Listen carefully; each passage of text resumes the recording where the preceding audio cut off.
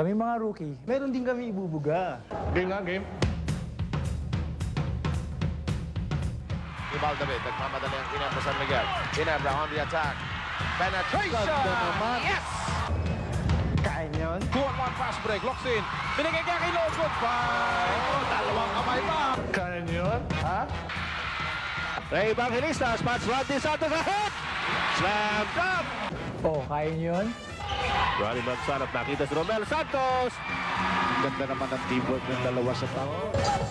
Wow, hanit. Ending up with nada. Tison. Sumalpal! Oops! Pero hindi natanganan ni De La Rosa. Kaya niyo yun? Ginebra San Miguel again, picking up pace. Ito na si David. Yes! Oh! Niyoyo niya ang bola! Ang galing. At narito ang blue shirts. Rodney Santos against Kilpan. Oh, what a move! Move level, Rodney Santos. Ang galing!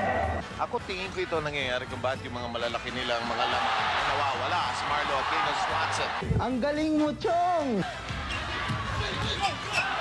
Lastimosa gets Ravenna out of the way. Okay yun ah. Niyoyo ang bola. And he's blocked. Well, telegraph yung pasa na yun eh. And Rodney Santos. Pinabala lahat! Ayun ang sinasabi natin, a slasher move. Locks in, burning rubber. Over to Marlo. Again. Malay nyo, mag-rookie of the year tayo. Wow, hanip!